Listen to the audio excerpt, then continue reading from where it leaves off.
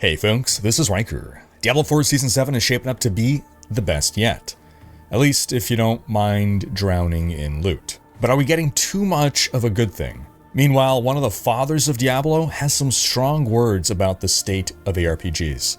And he's got a point. Plus, Path of Exile players just pulled off the biggest community-driven comeback ever.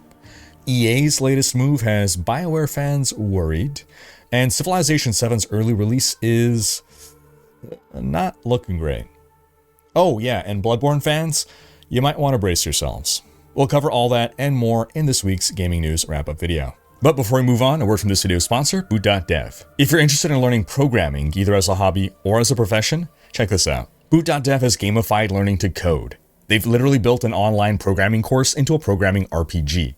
You gain XP, you complete quests, you level up, you earn achievements, and you can rank on a global leaderboard, all while learning fully at your own pace. Boot.dev believes that the key to learning is to ensure you're never bored. With this program, you'll learn the programming languages Python and Go at your own pace. You're going to learn back-end web development from start to finish. And it's designed to get you to write a ton of code, since they believe that practice is the most important way to learn coding. Programmers in the US can earn six-figure incomes, but this isn't some get-rich-quick scheme. Boot.dev believes that you have to dive deep into mastering the fundamentals, and they want you to be as prepared as possible before you go job hunting. If you ever find yourself struggling, you can consult with Boots, an AI bear wizard that's been trained in every lesson and can walk you through your issues. He won't just give you the answers, he'll try to get you to grasp the concepts and find the solution yourself. But if you're ever really stuck or just want to compare your code to the instructor, there are solutions available for every challenge on the site.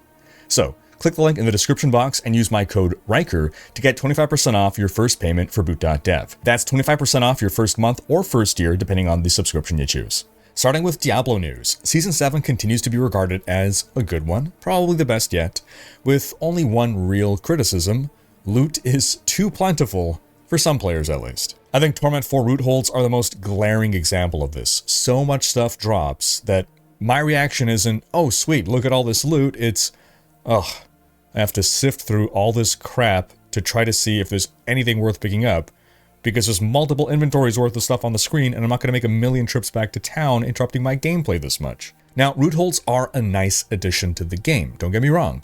And hopefully they can even be added in permanently somehow. Either their mechanics can get inserted into nightmare dungeons, or maybe they could even stay in as some kind of very, very rare dungeon, sort of like the Greed Realm in Diablo 3. This would also allow the insane amount of loot we get in root holds to be okay, since it's a rare treat to discover as opposed to something quite farmable the way it is now in Season 7. Headhunts as well are a nice addition to the game. If those can't remain permanent, maybe Helltides can borrow some learnings from them. Season 7 ends on April 15th, so you still have plenty of time to do everything you want to do. The game is easier than ever. Even leveling alts will be easy because thanks to the season theme, you'll be getting a ton of whisper caches, and you can just save those caches, don't open them, save them, go on your alt, and then open them. And you can fully level an alt just from whisper caches because you get a bunch of XP. Then for Season Journey completionists, the hidden title that you get for completing every objective on the final tab of the Season Journey is the prefix The Covens and the suffix Agent. Now, David Brevik, one of the fathers of Diablo and the aRPG genre, expressed recently on the Video Gamer podcast that he dislikes the kind of speed meta that the genre has evolved into.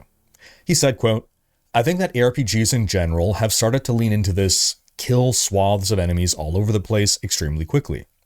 Your build is killing all sorts of stuff, so you can get more drops, so you can level up, and the screen is littered with stuff you don't care about." Sound familiar? He goes on to say, quote, "I don't find that as kind of personal and realistic as like Diablo 2. The pacing in Diablo 2 I think is great. It's one of the reasons it's endured. I just don't find killing screenfuls of things instantly and mowing stuff down and walking around the level and killing everything very enticing. I just don't feel like that is a cool experience. I find it kind of silly. I think that MMOs have definitely pushed in that direction. How fast can you level? How fast can you kill everything?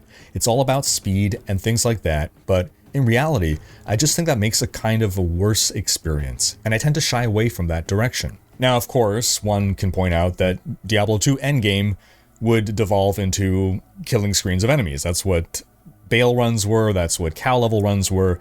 But I guess maybe the point here is that that was the end goal, to reach the point where you are strong enough to do that.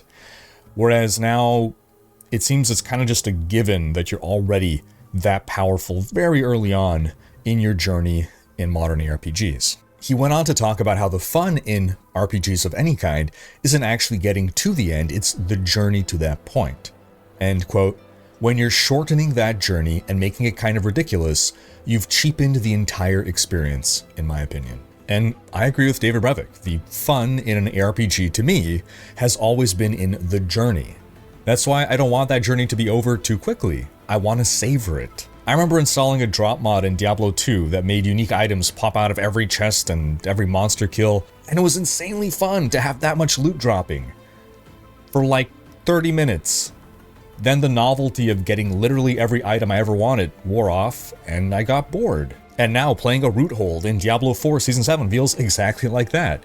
It feels like playing Diablo 3's test servers with the increased drop rates. Just legendary items raining from the sky constantly, to the point that I'm ignoring most of them. And again, it's fun at first to get all that crazy dopamine hits until it's too much. Throughout Diablo 4's life, I have consistently not advocated for faster leveling or easier access to mythics, or generally things that shorten the journey of the game. And I know people have always replied with, well, of course you're going to say that, Riker. You play a ton more than we do, and you already have reached level 100, and you got your mythics. And one thing I need everyone to understand here, this is not at all about, I got mine, so screw you guys. If you compare me to other streamers, I'm a very casual player. Sure, I'm not casual compared to someone who plays a couple hours a week, but when I was saying I don't want it to be easier to reach level 100, I had a total of 0 level 100 characters. When I was saying I don't want it to be easier to get a mythic, I had found a total of 0 mythic items. And I was okay with that. I was okay with not having found a mythic yet, or not reaching level 100 yet, because it gave me stuff to look forward to. It made the journey still there for me, something to arrive at eventually, and it meant that the season where I would finally find a mythic, that would be the most memorable moment of the game for me. But that's fine. I understand that I'm in the minority here, and most players seem to want to get all of their goals accomplished within a reasonable amount of time in the season. They get their mythics and they get their max level, and get that done relatively quickly so that they can then move on to other games and then come back next season and start it over. I get that, and that's okay. And while I haven't been advocating for making things easier and faster level up and get things, I also have not fought against it being easier and faster, because I know that's what people want. But I do implore people to think, if we're going to continue to see a trend of things getting faster and easier and faster and easier, because that's what power creep does over time. Every game gets faster and easier over time. It's just a question of how quickly. And we've gone to like Diablo 3 levels within like a year of D4's release. So again, while you may like it now, how fast and how much loot is dropping, at what point is it going to become so fast and so easy that it's no longer fun for you? At what point does the chocolate cake become too sweet that you can't have more than a couple of bites before you get sick of it? Now, that aside, we saw the kickoff of the Lunar New Year event this week. It'll run until February 18th, and there are some free cosmetics to earn, as well as materials like a resplendent spark.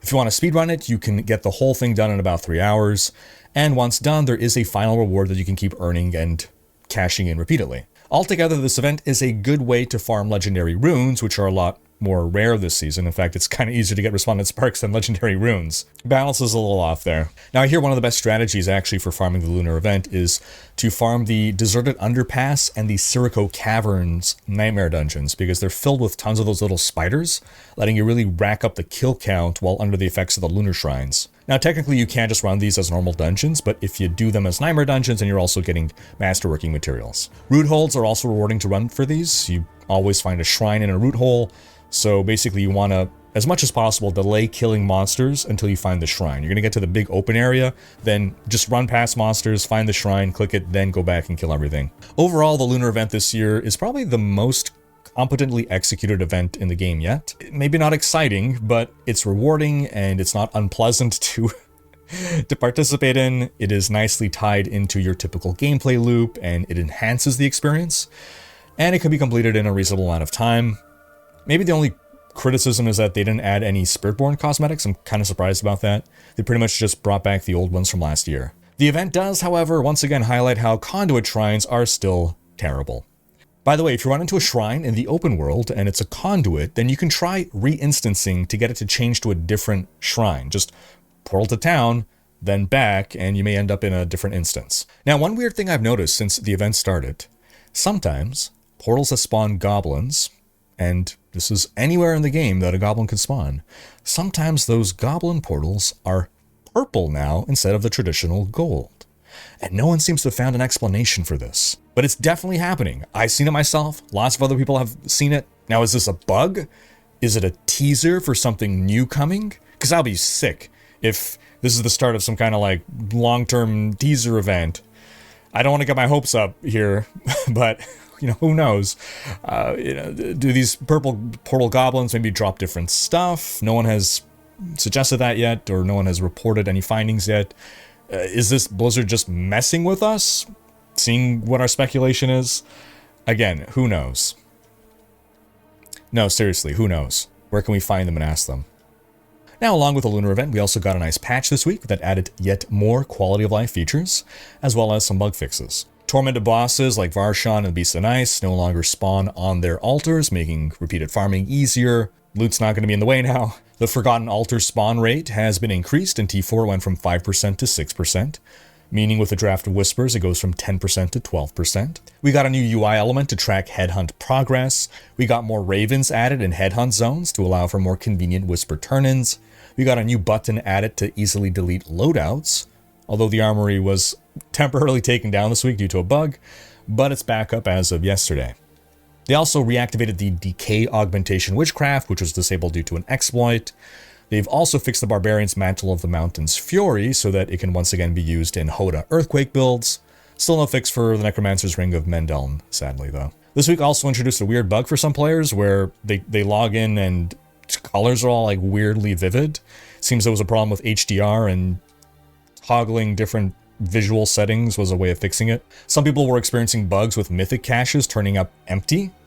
Another weird thing that is either a bug or a bizarre choice, the wheel menu started defaulting to a different page, throwing off everyone's shortcuts for like Exit Dungeon, for instance. And on the topic of all these bugs, Adam Fletcher has posted to Twitter saying, quote, "Quality of releases has been a big topic and something the team is acutely aware they need to be better at. It won't be overnight, but it's one of the big things a lot of focus will be on." I definitely applaud the team for being so quick and reactive to patching the bugs this season, but many players are rightfully pointing out that there should not be so many bugs to begin with. So it sounds like this is something that the team is going to prioritize moving forward. In Path of Exile news, after the terrible news of the next Path of Exile 1 League was delayed indefinitely in order to support Path of Exile 2, and the community pulled the biggest fit ever, GGG announced an exciting upcoming event for PoE 1 that has won most players back. During the 1 month event, the 19 Ascendancy classes are being replaced with an entire different set of experimental 19 Ascendancies. Just wacky ideas that never quite made it off the brainstorming board, as they say. No date has yet been revealed for when this event begins, but they did begin teasing some of the Ascendancies, and they sure are out there. This has the potential to be possibly the most interesting event yet, and some players are already asking for it to be extended into an entire league.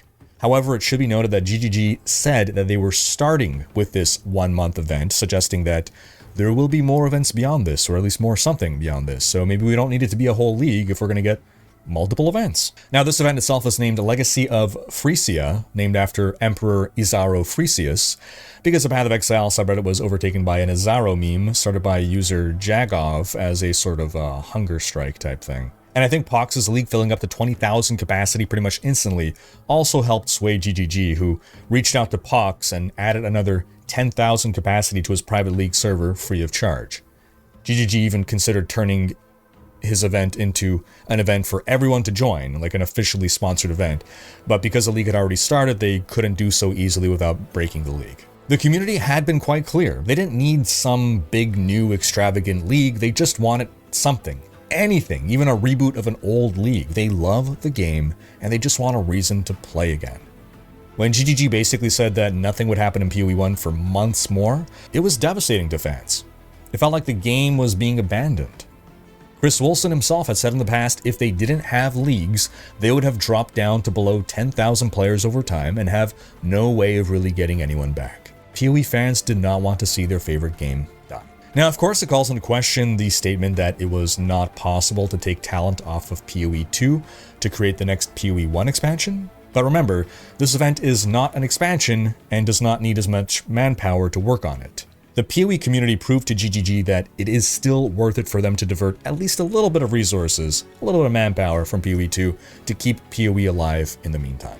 And I'm glad the story has a happy ending, and I'm willing to bet that a lot of new PoE 2 players are going to be trying PoE 1 for the first time when this event starts. And speaking of PoE 2, we got some PoE 2 news as well. We got a new patch this week which adds some quality of life features. For one, mini-map icons for League mechanics now remain visible regardless of how far away you travel from them. We literally brought this up in last week's video. Obviously they're not doing it in response to that, but it's a nice coincidence. Just talked about this and boom, it's in the game. They also added a /reset atlas command to reset your atlas if it's in a bricked state. Minions can now briefly squeeze through smaller gaps if they fail to move for a short period. This, combined with a previous update of minions spawning instantly if they fall out of range, is a huge quality of life improvement for minion builds. They've also added up to 5 respawn attempts for various more endgame challenges, not maps though, and they've added more checkpoints to maps, while also improving the placement of some checkpoints. I do feel that the checkpoints are a temporary solution, and I hope they don't put too much effort into making them a permanent one. I'd rather see map layouts improved to reduce the need for checkpoints altogether. I'm very much a fix the problem, don't put a band-aid kind of guy. Oh, and the map stash tab is almost finished, but requires a bit more work before they add it in. Fingers crossed it'll be soon. Then we also got a State of Early Access update post from GGG in which they discussed all the changes made since launch 10 weeks ago. In this post, they laid out what they believe to be the biggest issues the game has that cannot be solved without a major update, which includes major balance issues with many player skills and builds, not enough character build options, including build-defining uniques, endgame progression balances off, and not enough cool things to find in endgame. So these are things that we can expect to be improved in patch 0.2.0, but there's no timeline on that yet. Their general plan, however, was to release a major content update for PoE 2 every few months. Outside of what they highlighted, is there anything else you would like to see improved for the next patch? Sound off in the comments. I want the Huntress added, please. I kid, they can take their time with that. But add Huntress, though. Then in some Bioware news, journalist Jason Schreier confirmed that after the recent job cuts and reassignments, there remain fewer than 100 people working at Bioware. 2 years ago, there were more than 200. The team that remains is working on the next Mass Effect, led by veterans who oversaw the original trilogy, as well as Anthem. Now, originally, talent from Bioware was being assigned on a temporary basis to help out with projects at other EA subsidiaries, but these employees were recently informed that these reassignments were permanent, and they were no longer employees of Bioware. And if they wanted to work at Bioware again, they'd have to look for a job opening and apply. Meanwhile, during EA's Q3 2025 earnings call, EA CEO Andrew Wilson suggested that Dragon Age: The Veilguard may have reached a wider audience if it had shared world features and deeper engagement.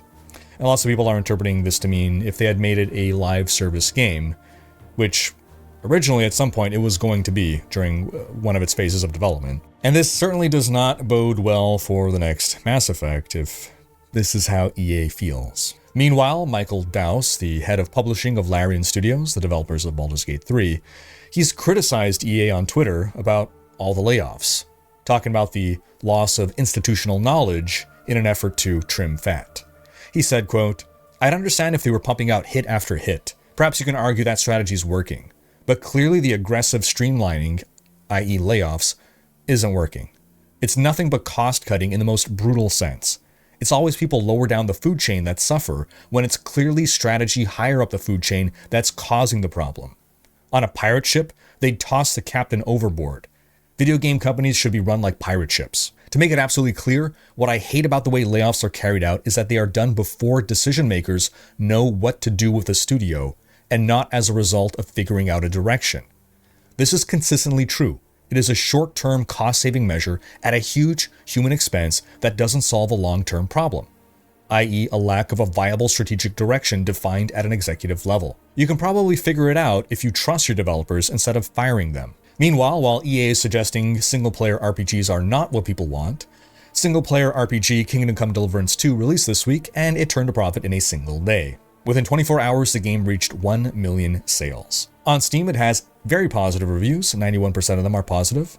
On OpenCritic, it has a top critic average score of 89 out of 100, with 96% of critics recommending the game. It seems the devs addressed most of the criticisms from the first game, with the main annoyance amongst players being their adherence to a cumbersome save system that a lot of players modded out of the first game. And not all players enjoy the emphasis on immersion and simulation. I mean, to some extent, but the overemphasis, one can say, to the point of needing to eat regularly without overeating, needing to sleep, how long it takes to craft things. And of course, there are some bugs, but nowhere close to the jankiness of the first game. And the performance on PC is reportedly excellent, super well optimized for even lower end systems, and overall the game seems to be everything that people loved about the first, but done even better. Now, while Kingdom Come Deliverance 2 did make back its entire budget in 24 hours, just imagine if it had been a live service game with a shared world and microtransactions, how much more money it definitely would have made. If only EA was in charge of this game, think of how much better it could have been. Then in some Steam news, Valve has added a new feature that will warn customers about early access games that have not received updates in over a year. Another win by Valve, although I suspect this may just lead to a meta of devs pushing out tiny, insignificant patches just to reset the timer on this automated system. But nonetheless, this is a great move by Valve towards protecting customers. Man, I remember when Steam first came out, a lot of us hated it. We resented being forced to install Steam just to play Counter-Strike or Half-Life 2. It was basically just a DRM tool and little more. Now, it's like the most consumer-friendly platform for gamers out there.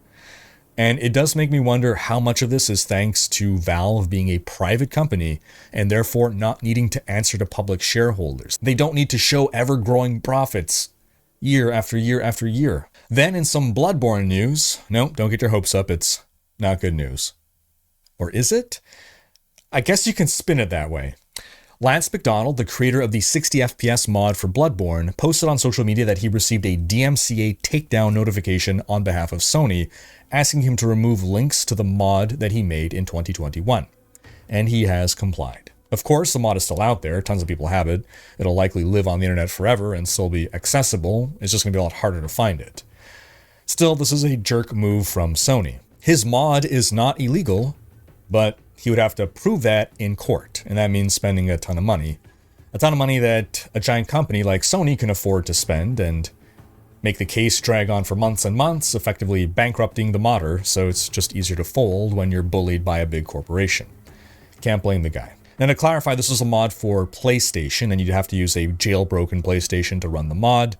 So you can make an argument about it being illegal to jailbreak a PlayStation, but it's not illegal to mod a game for personal use if that mod does not facilitate piracy or cheating or circumventing DRM. All the mod does is lift the 30 FPS cap to 60 FPS. Now you may be wondering, where's the good news in this, Riker? Well, I suppose you can perhaps read this as a sign that Sony may be working on their own 60 FPS version of the game.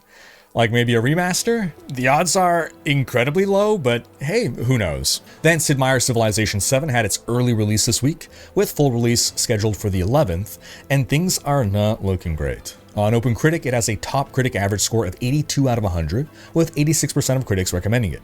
Which is not bad at all, those are actually pretty good numbers. But on Steam, the game has mixed reviews from users, with only 48% of the reviews being positive. And it should be noted, the user reviews are currently coming from people who paid extra for the early launch version of the game. So these are reviews coming from the most die-hard fans most eager to play the game. And it seems a common thread amongst the user reviews is that the game has great potential, but seems rough and unfinished in its current state. And while it's not exactly new for a Civ game to only reach its stride after multiple updates, this seems to be the worst launch state of a Civ game in a while. Civ 6 was in a much better state at launch by comparison. As for the critic reviews being so high, well, there seems to be actually quite a bit of inconsistency amongst them, even contradictory reviews. So it's a little hard to discern, I guess, who's right there, but IGN gave the game a 7 out of 10, with the reviewer being Lena Hafer, who is a specialist in grand strategy games, and she has described Civilization 7 as a big step backwards for the series, but it has the potential to become a great game with further patches and DLC. If you've tried the game, what are your thoughts? Sound off in the comments. And lastly, we got the release date trailer for Metal Gear Solid Delta Snake Eater. The game releases on August 28th. And that's going to wrap up this video, folks, but do be sure to check out last week's video in which we talk about the bad news that both Diablo 4 and Path of Exile players received last week. Thanks for watching. Special thanks to my Patreon supporters for making these videos possible. If you enjoyed this video, give it a thumbs up and subscribe to join Rikers Raiders for more gaming content.